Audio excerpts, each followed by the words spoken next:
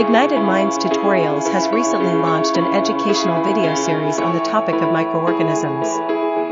Friend and Foe specifically designed for Class 8 CBSE science students, the series aims to provide a comprehensive understanding of microorganisms, highlighting their significance as both beneficial allies and potential threats. The videos delve into the various types of microorganisms, including bacteria, viruses, fungi, and protozoa, elucidating their roles in nature, agriculture, and medicine. Students will also gain insight into the harmful effects of certain microorganisms on human health and the environment, as well as the measures to prevent their spread. Furthermore, the series explores the concept of beneficial microorganisms, emphasizing their crucial contributions to processes such as fermentation, decomposition, and nitrogen fixation. Students will learn about the role of microorganisms in food production, waste management, and bioremediation, thereby cultivating a holistic understanding of their positive impact on society. By watching these educational videos, students will not only enhance their knowledge of microorganisms, but also develop a greater appreciation for the intricate balance between friend and foe in the microbial world. With engaging visuals and clear explanations, the series is a valuable resource for students to broaden their scientific understanding and ignite their curiosity about the fascinating realm of microorganisms.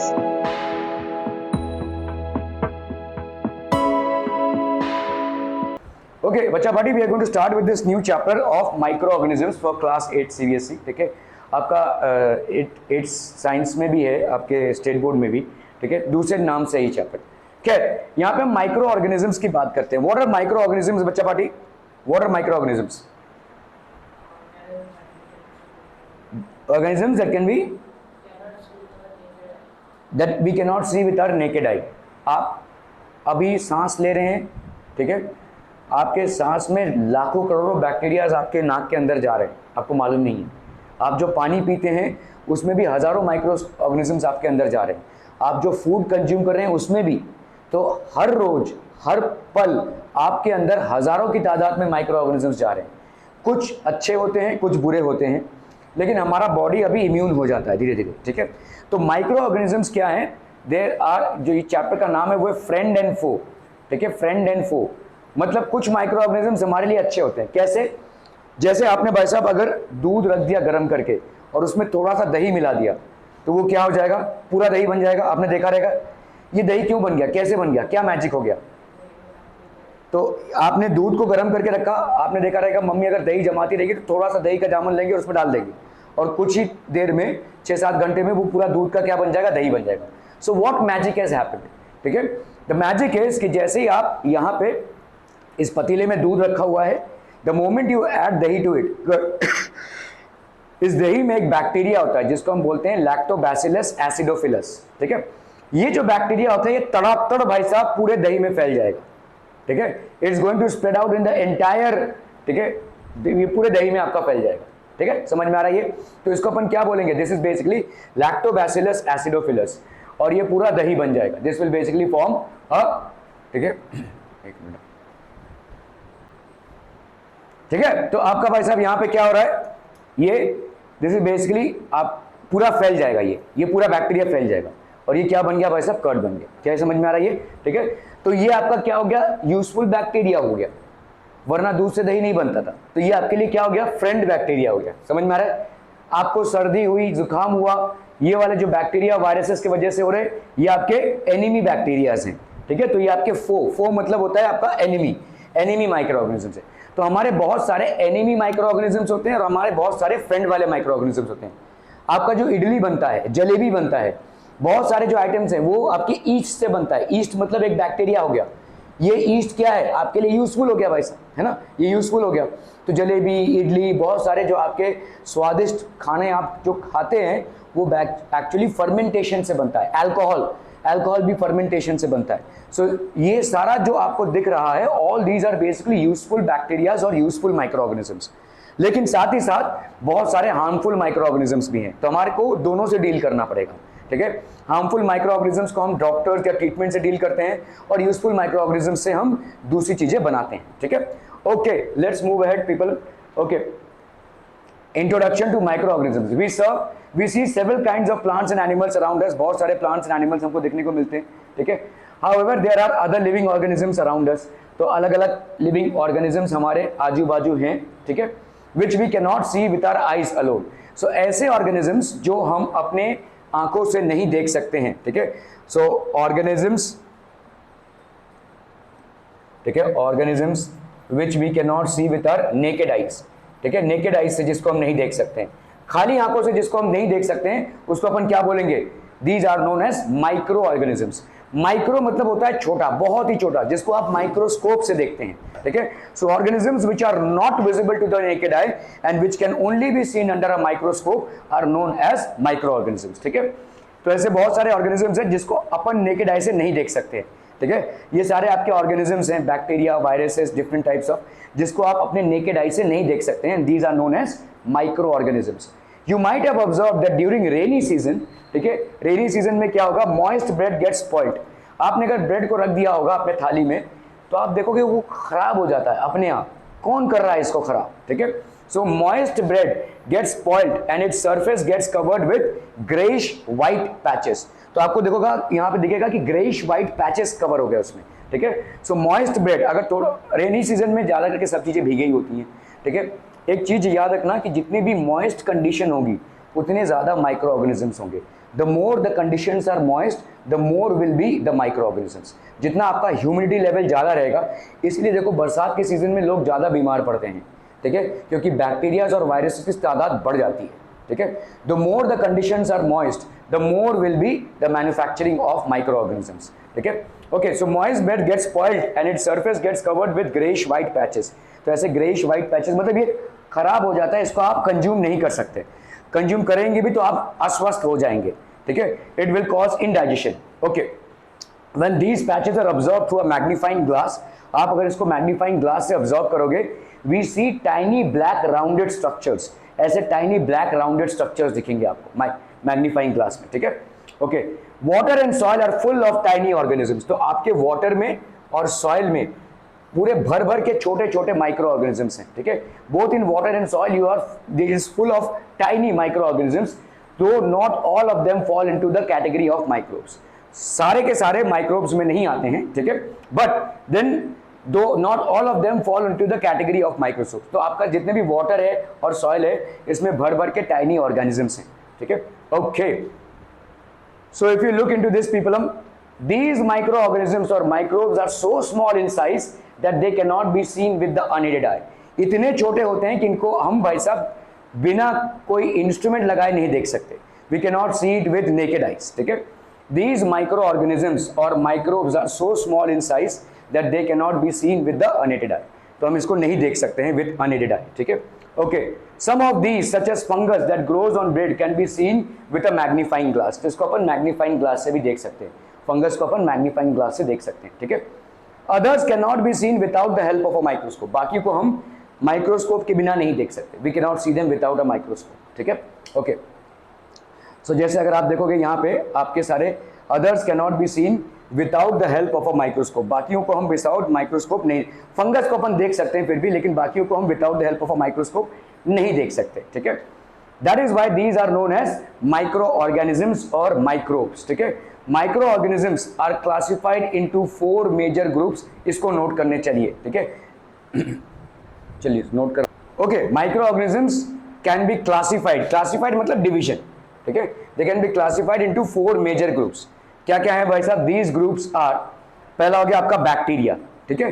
Bacteria अलग अलग shape का होता है, ठीक है। तो पहला group आपका किसका ग्रुप हो गया भाई साहब? बैक्टीरिया का, ठीक है। So micro organisms are classified into 4 major groups. The first group is of bacteria, ठीक है। ओके, अगला ग्रुप देखते हैं भाई साहब अपन, algae. The second group is that of algae, ठीक है। जैसे शाल्मीडोमोनास हो गया, स्पाइरोगाइरा हो गया, ठीक है। आप यहाँ पे बैक्टीरिया का spiral bacteria and rod shape bacteria इसका एग्जांपल है, ठीक है। Spiral bacteria and rod shape bacteria. Then we have algae. Algae हमारे लिए खतरनाक नहीं है क्योंकि एल्गे अपना फूड खुद मैन्युफैक्चर कर सकता है, ठीक है। तो शाल्मीडोमोनास, spirogyra, these are basically examples of algae, ठीक है। what else do we have? Protozoa, these groups are amoeba, पैरामोशियम, ये आपके प्रोटोजोवंस हो गए, ठीक है। ये हमारे शरीर में अगर पहुंच गए तो तकलीफ करेंगे। ये ऐसे नहीं है कि इनको हमारा शरीर चाहिए, लेकिन बाई फूड और एयर अगर हमारे शरीर के अंदर आते हैं they can create problems. For example amoeba अगर हमारे शरीर में आता है तो it creates a problem of amoebic dysentery जिसको हम बोलते हैं, ठीक है, अमोइबिक डिसेंट्री होती है, ठीक है, क्लियर है, okay. Then we have fungi, bread में लगता है देखो फंगाई, ठीक है, एस्परलेगस, पेनिसिलियम, ये हमारे लिए यूजफुल फंगस है, ठीक है। पेनिसिलियम से पेनिसिलिन एक दवाई बनती है, ठीक है, जो हमारे लिए बहुत यूजफुल होता है, उसका इंजेक्शन लगता है जब फीवर वगैरह आता है, काफी सारे दवाइयां बनती है। तो some funguses are very useful, some are harmful, ठीक है, aspergillus, okay. Viruses are also microscopic, तो आपके क्या क्या 4 बैक्टीरिया क्या क्या हो गए, हाँ देखो इसीलिए मैं बोलता हूं 4, हाँ बोलिए, bacteria, fungi, algae and protozoa. Note नहीं किया है तुमने, ना अभी याद रहेगा ना बाद में याद रहेगा, ठीक है सिर्फ नाम ही तो नोट करना है भाई साहब। Micro organisms are classified into 4 major groups, one is bacteria, the other one is algae, the third one is protozoa and the fourth one is fungi, ठीक है। Bacteria, algae, protozoa and fungi, these are the 4 major types of micro organisms, ठीक है, okay. Viruses are also microscopic, ये virus है देखो ये भी microscopic होते हैं, ठीक है, they are also microscopic. Viruses reproduce only inside the cells of the host organism. Virus जो होता है उसको उसके लिए साइंटिफिक कम्युनिटी में डिबेट है वेदर इट इज लिविंग और नॉन लिविंग, क्योंकि वायरस जो है मिलियंस ऑफ ईयर्स तक ऐसे ही पड़े रह सकता है, it can lie there for millions of years, ठीक है। जैसे ही वो ह्यूमन बॉडी के अंदर आता है तब जाकर भाई साहब वो क्या हो जाता है, रिप्रोड्यूस करना चालू होता है, ठीक है। आपने ऐसा मतलब मैं ऐसे ही बता रहा हूं कि आपने सुना रहेगा भूत पकड़ा, उसको भूत ने पकड़ा, भूत होता नहीं है कुछ, लेकिन अभी जब हम बोलते हैं भूत ने पकड़ा तो उसका मतलब क्या है, इसका मतलब क्या है, वो कुछ उल्टा बिहेव कर रहा है ना, he is not behaving as he behaves, मतलब उसके अंदर कोई और आ गया है, कोई और ही उसको पूरे बॉडी को चला रहा है ना, that's what it means when we say that he is impacted by some ghost visitor, ठीक है। ऐसा ही हमारा वायरस भी होता है। वायरस जब हमारे सेल के अंदर, हमारे बॉडी के अंदर आता है, वो हमारे सेल को कैप्चर करता है और हमारे सेल्स जो हैं वो उसके हिसाब से चलने लगते हैं, समझ में आ रही है, ठीक है। तो सेल्स हमारे बॉडी में वायरस के हिसाब से चलने लगते हैं, वायरस के जो फंक्शंस होते हैं उनको फुलफिल करता है। वायरस डेड पड़ा रह सकता है, वायरस जो होता है वो ऐसे ही पड़ा रह सकता है मिलियंस ऑफ ईयर्स तक। जैसे ही वो ह्यूमन बॉडी में आता है या होस्ट बॉडी में आता है, जिस भी बॉडी में वो अपने आप को भाई साहब एक्सप्रेस कर पाए, एनिमल बॉडी भी हो सकती है, वो अपने आप को एक्सप्रेस करता है, ठीक है। इसीलिए हम बोलते हैं ना कि जब देखो ग्लोबल वार्मिंग का नाम सुना है आपने, right, what is global warming, बताइए क्या होता है, what is global warming, temperature का बढ़ना, तुम लोग कुछ भी नहीं जानते हो क्या भाई साहब, ग्लोबल वार्मिंग के बारे में कुछ नहीं जानते हो। तो अगर टेम्परेचर बढ़ता है तो आपके जितने भी बड़े बड़े ग्लेशियर्स हैं वो मेल्ट होना चालू होंगे, ठीक है, मेल्ट होना चालू होंगे तो सी में जाएंगे, सी का लेवल राइज होना चालू होगा, हमारे लिए कम जगह मिलेगी रहने के लिए। ये तो हो गया एक। दूसरा भाई साहब खतरनाक पॉइंट क्या है कि इन आइस में बहुत सारे माइक्रो ऑर्गेनिजम्स ऐसे हैं जिनके बारे में हम जानते ही नहीं है, we are not aware of that, ठीक है। जब ये मेल्ट होना चालू होंगे तो ये कहां पे जाएंगे, हमारे मेन वाटर बॉडीज में आ जाएंगे, ठीक है। तब बहुत सारी बीमारियां फैलेंगी, ठीक है, क्योंकि अभी हमको जितने ऑर्गेनिजम्स मालूम है उनके लिए हमने इलाज निकाला है। आपने देखा भाई साहब एक वायरस आया, सबको परेशान किया 3 साल तक, है ना, 2-2.5 साल तक एक वायरस ने परेशान कर दिया हमको, ठीक है। आप सोचो यहाँ पे कितने ही वायरसेस पड़े रहेंगे, बहुत सालों से, बहुत मिलियंस ऑफ ईयर्स तक पड़े हुए हैं, बर्फ में पड़े हुए हैं। जैसे ये बर्फ पिघलना चालू होगा ग्लोबल वार्मिंग के चलते, तब ये मेन वाटर बॉडीज में आ जाएंगे, सीज में, रिवर्स में, और फिर ये हमारे अंदर आएंगे, तब अलग तांडव होगा, ठीक है। इतने सारे नए वायरसेस आ जाएंगे कि हमको उनसे अलग से जूझना पड़ेगा।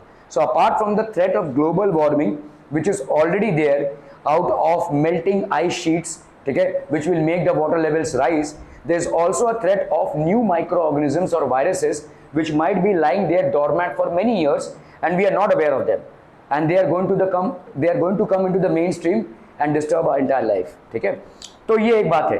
तो वायरस भाई साहब क्या है, virus when it comes inside our body it starts reproducing, otherwise it can lie there dormant, virus can lie dormant। dormant मतलब क्या होता है, ऐसे ही, अच्छा लास्ट की तरह पड़ा हुआ है, dormant, lying dormant for many years, ठीक है, it can lie dormant for many years, ठीक है, क्लियर है? Are we clear on this one people? Okay,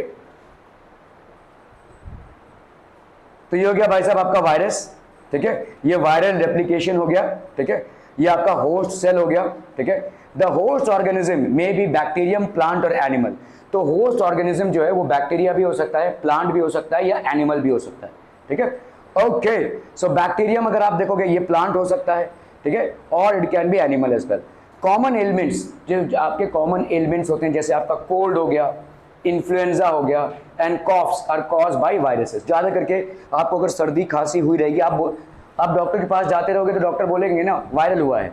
viral हुआ है मतलब क्या हुआ है? कॉमन कोई वायरस आया है आपके अंदर, ठीक है। Okay, so common elements like cold, influenza and most of the cough, जो आप खांसी करते हैं, ठीक है, they are caused by viruses. Are we clear to this one people?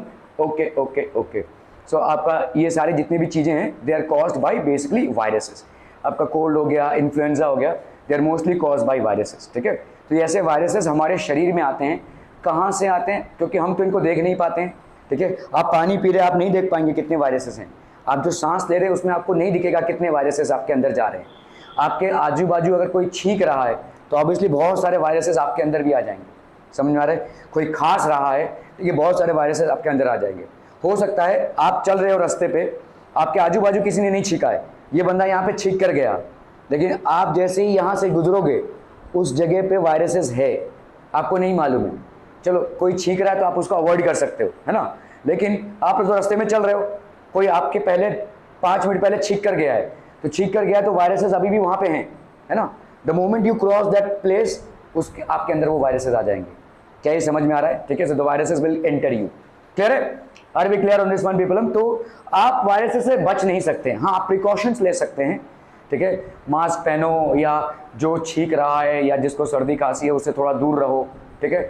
ऐसे छोटे छोटे प्रिकॉशंस हम ले सकते हैं, लेकिन हमारा पूरा एनवायरनमेंट वायरसेस से भरा हुआ है, ठीक है। So it's very difficult to dodge them. इसीलिए देखो आपके जो आप जब 2 साल के होते हो तो आपको सबसे ज़्यादा टीके लगते हैं। टीके मतलब समझ में आता है, राइट? ठीक है, ये आपको जो लगता है वो क्यों लगता है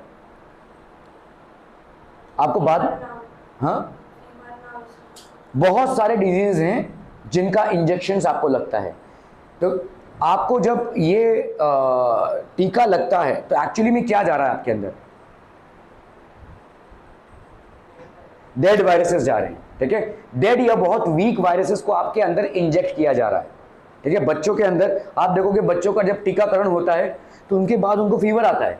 क्यों? क्योंकि उनके बॉडी के अंदर इम्यूनिटी जनरेट हो रही है। जब वो वीक वायरसेस अंदर जाते हैं तो बॉडी में कोलाहल मचता है और बॉडी प्रोडक्शन करता है और ये वीक वायरसेस को भगाता है, ठीक है। ये वीक वायरस, तो देखो जैसे समझो आप दोनों में लड़ाई हो रही है, मारामारी हो रही है, ठीक है, ओके। तो कोई एक जीतेगा, लेट से आप जीत गए, तो अभी आपको मालूम है कि इसको कैसे पटकना है। ये दूसरी बार भी आपसे अगर भिड़ने आएगा तो आप इसको पटक दोगे, you know the techniques, right. इसी तरह से आपके बॉडी के इम्यून सिस्टम को ट्रेनिंग मिल जाती है। जब आप कोई वायरस इंजेक्ट करते हैं तो उसको ट्रेनिंग मिल जाती है कि कैसे इससे निपटना है। Your body is trained now to deal with it, ठीक है। तो इसीलिए आपके भाई साहब जो है we have different sorts of injections. Serious diseases like polio and chickenpox are also caused by viruses. Polio जो हमेशा के लिए एक इंसान को हैंडीकैप बना सकता है, चिकन पॉक्स जो जानलेवा भी हो सकता है अगर बहुत ज़्यादा हो गया तो, are also caused by viruses, ठीक है। सो बहुत सारे वायरल डिजीजेज हैं which can be life threatening as well. तो चिकन पॉक्स आप में से सबको एक ना एक बार हुआ रहेगा। ऐसा कोई है यहाँ पे जिसको चिकन पॉक्स नहीं हुआ है? आपको नहीं हुआ है, सावधान रहिएगा, होगा वो। मतलब देखिए, एक बार अगर हो जाता है तो अच्छा है। जनरली चिकन पॉक्स इंसान को एक ही बार होता है, ठीक है। मतलब ऐसा नहीं है कि ज़बरदस्ती लेकर आओ, लेकिन चिकन पॉक्स अगर हो जाता है तो अच्छा है, क्योंकि आपका बॉडी इम्यून हो जाता है। अगर आपको चिकन पॉक्स होता है तो आप डॉक्टर के पास जाते हैं, डॉक्टर के पास कोई दवाई नहीं होती उसके लिए, वो आपको काढ़ा देते हैं ताकि और ज़्यादा हो, ठीक है। तो डॉक्टर के पास कोई दवाई नहीं होती, आपके बॉडी में ना अपने आप 6-7 दिन बीमार रहोगे, थोड़ा बहुत फीवर आता रहेगा, ऐसे दाने निकलेंगे, वो अपने आप ही ठीक हो जाएगा। इट विल ऑटोमेटिकली, अपने आप ही आपके बॉडी में इम्यून सिस्टम। और एक बार हो गया तो अगली बार नहीं होगा। क्यों नहीं होगा? कि आपके पास फिर से वायरसेस नहीं आएंगे, आएंगे, लेकिन आपकी बॉडी की ट्रेनिंग हो चुकी है। अभी जैसे ही वो वायरस आएगा बॉडी उसको मार देगा। समझ में आ रहा है? पहली बार जब आता है तब बॉडी में इफेक्ट्स दिखते हैं, दूसरी बार या तीसरी बार या हजारों बार जब आएगा तो बॉडी उसको पटक देगा। समझ में आ गया? तो it already knows how to fight with it. तो चिकन पॉक्स हम सबको कभी ना कभी बचपन में या मतलब हो ही जाता है, और ये हो जाना ही अच्छा है, हमारे बॉडी की ट्रेनिंग हो जाती है इसमें, ठीक है। Okay, so these are also caused by viruses, ठीक है। Diseases like dysentery and malaria are caused by protozoans. जैसे मैंने आपको बताया एक टाइप की डिसेंट्री होती है, अमोइबिक डिसेंट्री बोलते हैं। अभी देखो अमोइबा इतना छोटा ऑर्गेनिज्म है, वो ज्यादा करके किस में रहता है, वाटर में रहता है। अभी आप तो ही ना वाटर को देखकर एकदम माइक्रोस्कोप से देखकर पीते हो, नहीं ना, आप तो फटाफट पी लेते हो। तो अमोइबा आपके अंदर चलाता है, उसको आपके बॉडी के अंदर आने का शौक नहीं है, ठीक है। लेकिन जो पानी आप कंज्यूम कर रहे हो वो ऑटोमेटिकली आपके बॉडी के अंदर आ जाता है, और जब आपके बॉडी के अंदर आ जाता है तो वो आपके बॉडी के न्यूट्रिशन को निचोड़ता है, तब आपको अमोइबिक डिसेंट्री होती है, ठीक है। आप बार बार लू जाते रहते हो, आप बार बार वॉशरूम जाते रहते हो, ठीक है, तो डिसेंट्री होती है। तो protozoans, diseases like dysentery and malaria are caused by protozoans. तो मलेरिया जो होता है वो भी आपके मच्छर के अंदर एक प्रोटोजोआ होता है जो आपके ब्लड में आ जाता है। जैसे वो मच्छर आपको आपका खून चूसेगा तो वो प्रोटोजोवन आपके ब्लड स्ट्रीम में आ जाएगा, ठीक है। So these are basically what, protozoans, ठीक है, प्रोटोजोइक डिजीजेस हैं। दीज आर बच्चा party protozoic diseases, protozoic diseases, these are protozoic diseases, ठीक है। ओके, आपका देखो यहाँ पे मलेरिया में बहुत ज्यादा फीवर आता है और बहुत ज्यादा कंपन होती है, आप कंबल के नीचे भी आपको ठंडी लगती है, ठीक है। So these are protozoic diseases. Diseases like typhoid and tuberculosis are caused by bacteria, ठीक है। तो टाइफॉइड में क्या होता है, आपको बहुत ज्यादा बुखार आता है, काफी दिनों तक ये बुखार रहता है, आपको बहुत ज्यादा वीकनेस महसूस होती है, ठीक है। तो इसमें बुखार 104 डिग्री तक भी जा सकता है, बहुत ज्यादा ताप आता है, ठीक है, और रेगुलर इंटरवल्स पे आता रहता है, अभी आया फिर आया, अभी आया फिर आया, एक घंटे बाद बुखार उतर जाएगा, फिर एक घंटे बाद फिर बुखार आना चालू होगा, ठीक है, आपको बहुत वीक कर देता है। तो ये एक बैक्टीरियल डिजीज है। ट्यूबरकुलोसिस मतलब बोलते हैं टीबी जिसको, ठीक है, ये एक जानलेवा डिजीज है। इनफैक्ट आज की तारीख में भी वर्ल्ड में सबसे ज्यादा लोग ट्यूबरकुलोसिस से मरते हैं। ये ट्रीटेबल डिजीज है, लेकिन अक्सर लोगों को लगता है कि सिर्फ सर्दी खांसी हुई है, ठीक है। टीबी एक बैक्टीरियल डिजीज है, ये पूरे चेस्ट में आपके फैल जाता है अगर आया तो, ठीक है। लोगों को पहले पहले लगता है कि सर्दी खांसी हुई है, डॉक्टर्स को भी यही लगता है कि सर्दी खांसी हुई है, तो सर्दी खांसी का दवाई देते हैं जो नॉर्मल सर्दी खांसी, लेकिन एक्चुअली ये बैक्टीरियल डिजीज है, ये फैलता जाएगा फैलता जाएगा।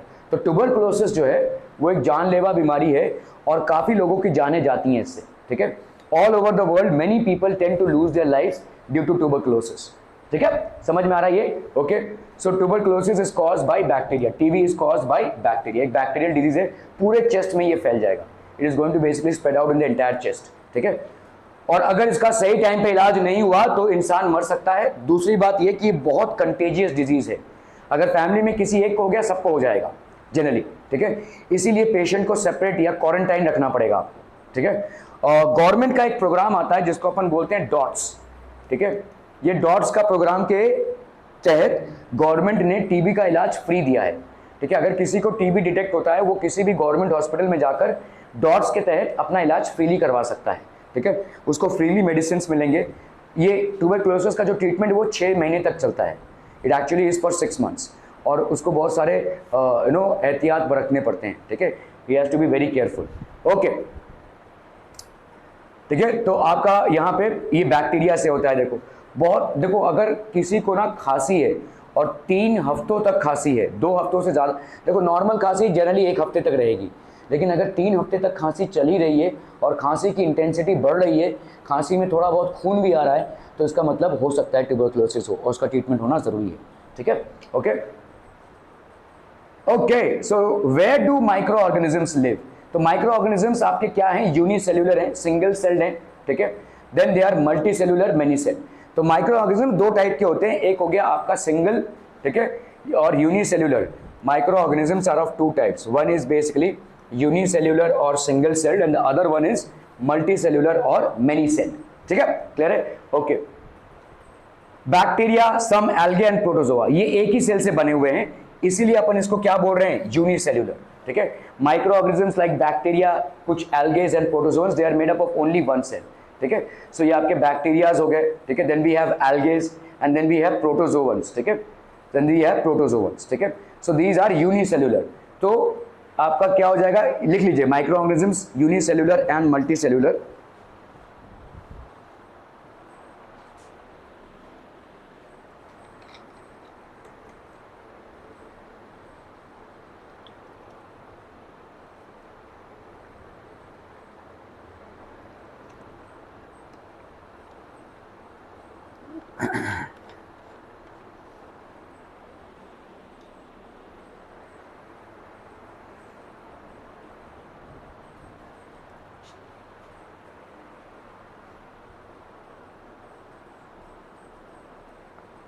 हो गया डन.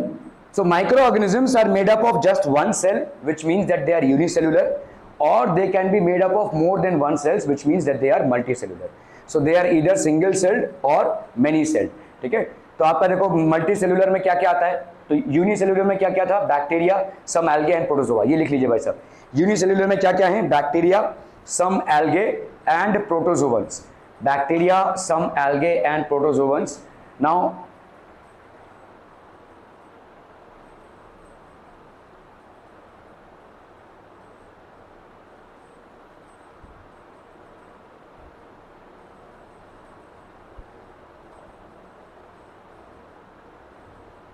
ठीक है, डन. ओके, यहां पे भाई साहब आपके bacterias and some protozoans. Multi cellular में क्या क्या आते हैं, algae and fungi. Multi cellular में which is basically many celled, algae and fungi. So multi cellular में आपके आएंगे एल्गे एंड फंगाई. क्लियर है, are we clear on this one people? ठीक है, तो ये हो गया आपके algae and fungi, different types of fungi. ठीक है, okay. They can survive under all types of environment ranging from. तो माइक्रो ऑर्गेनिजम्स कुछ ऐसे हैं जो किसी भी टाइप के एनवायरनमेंट में सर्वाइव कर सकते हैं. ठीक है, आप जैसे एक पर्टिकुलर एनवायरनमेंट, आपको अगर भाई साहब अभी उठाकर अगर सहारा डेजर्ट में डाल दिया जाए तो विल बी सर्वाइव? नो. इतना हीट में हम सर्वाइव, या हिमालयस में रख दिया जाए, will be able to survive? No. ठीक है, बहुत डिफिकल्टी होगी सर्वाइव करने में. लेकिन माइक्रो ऑर्गेनिजम्स कहीं भी सर्वाइव करते हैं. ठीक है, they can survive under all types of environment ranging from, ऐसे आइस कोल्ड क्लाइमेट में भी ये सर्वाइव कर सकते हैं. आइस कोल्ड क्लाइमेट में जहां पे हमारा और आपका को या किसी भी जानवर का रहना मुश्किल हो, वहां पे भी माइक्रो ऑर्गेनिज्म सर्वाइव कर सकते हैं. इसीलिए सबसे बड़ा खतरा हमको ग्लोबल वार्मिंग से इसी से है. ठीक है, if these ice caps start melting, what will happen is that these micro organisms will come into the main stream of water bodies in huge numbers and cause a spread और outbreak of many diseases. ठीक है, simultaneously बहुत सारे diseases आपके spread out होने लगेंगे. Are we clear on this one people? तो ऐसे ठंडी वाले एनवायरनमेंट में भी वो स्प्रेड आउट हो सकते हैं. ठीक है, हॉट स्प्रिंग्स, मतलब जहां पे भाई साहब आपके ऐसे वॉल्केनिक स्प्रिंग्स होते हैं ना, मतलब गर्म पानी होता है, नेचुरल गर्म पानी, यहां पे भी ये होते हैं जहां पे हमारा और आपका उतरना ऑलमोस्ट नेक्स्ट टू इम्पॉसिबल हो. हम पूरे जल जाएंगे अगर इधर उतरे तो. ठीक है, ऐसे हॉट स्प्रिंग्स में भी माइक्रो ऑर्गेनिज्म सर्वाइव कर सकते हैं. They can survive here. ठीक है, तो टेम्परेचर उनके लिए कंसर्न नहीं है. ऐसे डेजर्ट्स में भी वो सर्वाइव कर सकते हैं. ठीक है, डेजर्ट्स में हम थोड़ा बहुत ट्रैवलिंग कर सकते हैं, लेकिन भाई साहब वहां पे घर बांध कर रह नहीं सकते. ठीक है, बट डेजर्ट्स में माइक्रो ऑर्गेनिजम्स इजीली सर्वाइव कर सकते हैं. They can easily survive in deserts. ठीक है, okay. Where else? Marshy lands, खाड़ी एरिया में, जैसे हमारे आजू बाजू देखो खाड़ी एरिया है, वहां पे भी micro organisms can survive very easily. They can survive very easily. Micro organisms are also find inside the bodies of animals. आपके अंदर भी अभी नई करके लाखों माइक्रो ऑर्गेनिजम्स होंगे. ठीक है, हर बॉडी पार्ट में आपके बहुत सारे माइक्रो ऑर्गेनिजम्स होंगे. ठीक है, so micro organisms are also found inside the bodies of animals including humans. ठीक है, सारे एनिमल्स इंक्लूडिंग ह्यूमंस में माइक्रो ऑर्गेनिजम्स होंगे. Where do microorganisms live? Some micro organisms grow on the body of other organisms. अलग अलग organisms के body में ये ग्रो होते हैं. ठीक है, अलग अलग ऑर्गेनिजम्स के बॉडी में, inside the body of other organisms. कुछ बाहर ग्रो होते हैं. ठीक है, स्किन डिजीजेज होते हैं लोगों को, तो ये माइक्रो ऑर्गेनिजम्स बाहर हैं, और कुछ अंदर होते हैं हमारे. ठीक है, some micro organisms are outside the body, some micro organisms are inside the body. ठीक है, okay. Some micro organisms exist freely. Exist freely मतलब फ्री नेचर में ये एग्जिस्ट करते हैं. They are existing in nature freely exist करते हैं. ठीक है, okay. Micro organisms like amoeba can live alone. ये अपने आप ही रह सकता है भाई साहब. Amoeba can live alone. ठीक है, फंगाई एंड बैक्टीरिया में लिव इन कॉलोनीज. कॉलोनीज मतलब एक साथ रहते हैं. अमोइबा जो है वो अलोन बैक्टीरिया भाई साहब, अपने आप ही एक अकेला अमोइबा कहीं भी रह सकता है. लेकिन कुछ आपके माइक्रो ऑर्गेनिजम्स कॉलोनीज फॉर्म करते हैं. कॉलोनीज मतलब उनकी एक पूरी झुंड होती है, ग्रुप होती है. ठीक है, सो दे फॉर्म, तो फंगाई एंड बैक्टीरिया में live in colonies. So they are basically in colonies. ठीक है, are we clear on this one people? Okay, let's